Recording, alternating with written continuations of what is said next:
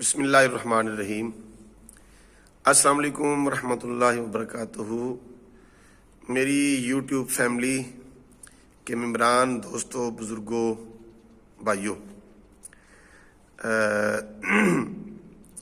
وہ نیکی جو آپ کسی کے ساتھ کریں اور وہ آپ کا شکریہ بھی ادا نہ کر سکے اور آپ کو خواہش بھی نہ ہو کہ میں نے جو نیکی کی ہے اس پر میرا شکریہ ادا ہونا چاہیے تھا، تو اس نیکی کا اجر بھی بہت زیادہ ہے اور اس نیکی سے دل کو سکون بھی بڑا ملتا ہے۔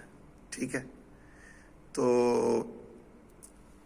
ایسی مخلوقات کو تلاش کیا کریں کہ جن سے آپ نیکی کریں اور آپ کو ان سے شکریہ اور جزا کی کوئی توقع نہ ہو، ضرورت نہ ہو۔ ٹھیک ہے، تو ایک ایسی ہی مخلوق کے ساتھ میں بس ایک چھوٹا سا کبھی کبھی اللہ کی توفیق سے میں بھی کرتا ہوں، تو آئیے آپ کو اس مخلوق سے ملاتے ہیں۔ ٹھیک ہے جی، آئیے۔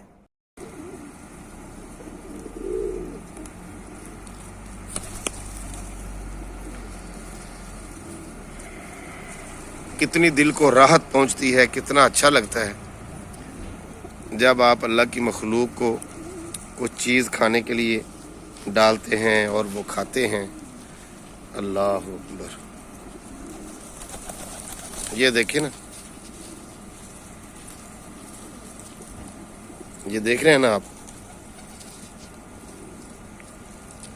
آپ بھی جہاں کہیں بھی ہیں، اگر آپ کو اللہ نے توفیق دی ہوئی ہے تو ضرور کچھ نہ کچھ کیا کریں۔ ٹھیک ہے، یہ بے زبان مخلوق جو ہے یہ بھی قیامت کے دن اللہ کے حضور گواہی دے گی۔ جس نے بھی ان کے ساتھ نیکی کی ہوگی، پانی ڈالا ہوگا، کھانا ڈالا ہوگا، دانہ ڈالا ہوگا، تو یہ اس بندے کے حق میں قیامت کے دن گواہی دیں گے کہ یا اللہ، یہ تیرے اس بندے نے ہمارے ساتھ یہ نیکی کی تھی اور ہم اس کی سفارش کرتے ہیں کہ تو اس کو بخش دے۔ تو حضور فرماتے ہیں کہ ان کی سفارش کو بھی اللہ قبول کرے گا۔ ٹھیک ہے نا، یہ دیکھیں، تو یہ کچھ دنوں سے بس اللہ نے میرے دل میں یہ بات، ان کی محبت ڈال دی ہے۔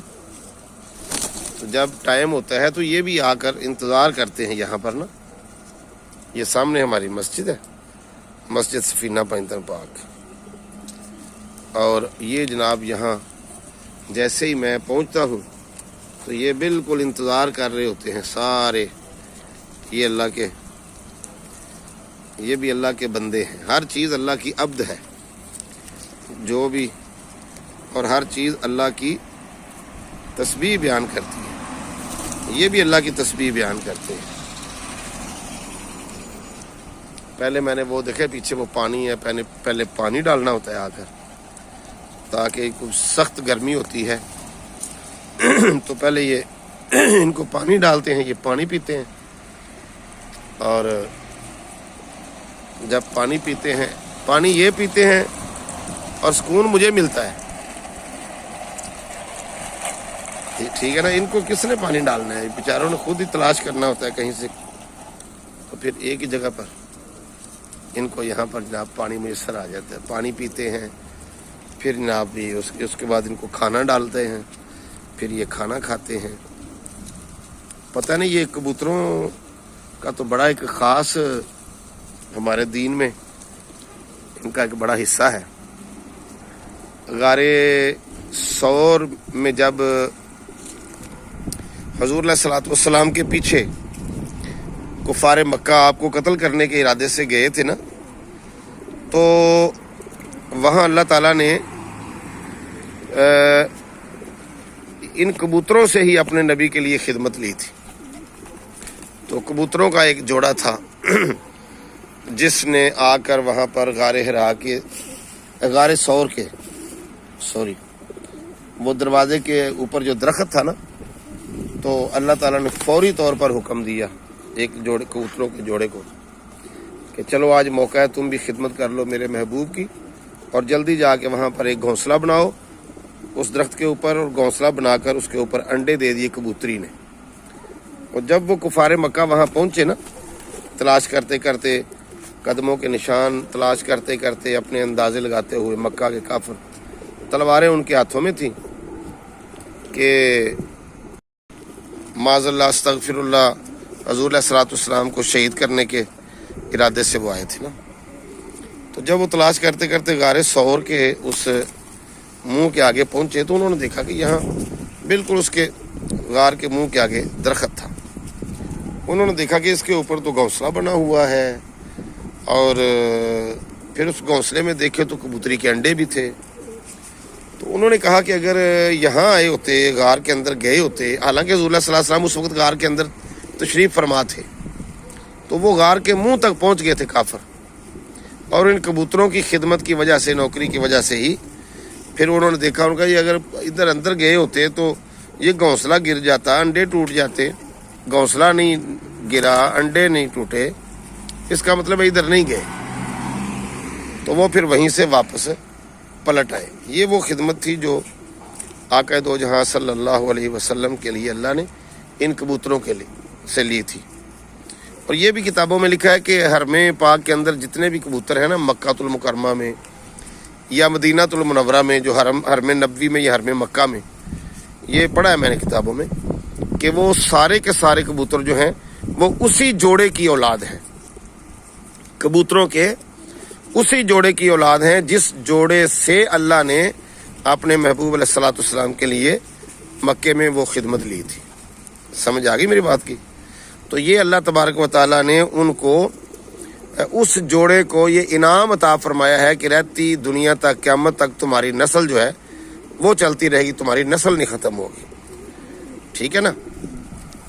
تو اللہ تبارک و تعالیٰ سے توفیق مانگنی چاہیے، دعاؤں میں توفیق مانگنی چاہیے کہ اللہ تو ہمیں توفیق دے کہ ہم تیری مخلوق کی خدمت کریں۔ ٹھیک ہے؟ یہ تو آپ نے سنا ہی ہوگا نا علماء سے کہ بنی اسرائیل کی ایک فاحشہ عورت تھی جس نے زندگی میں کوئی نیک عمل نہیں کبھی کیا تھا، بڑی گناہگار تھی۔ تو وہ جناب اب دیکھیں اڑ کے گئے ہیں، واپس آئیں گے پھر۔ اب یہ دیکھ رہے ہیں جگہ خالی ہو گئی ہے، آدمی گزرا ہے تو ڈر گئے ہیں، ابھی واپس آئیں گے سارے۔ دیکھیں یہ دیکھیں آ رہے ہیں، یہ دیکھ رہے ہیں آپ، یہ آ رہے ہیں، یہ واپس آ رہے ہیں، سب واپس آ گئے ہیں۔ دیکھیں یہ جگہ خالی تھی پھر بھر گئی ہے۔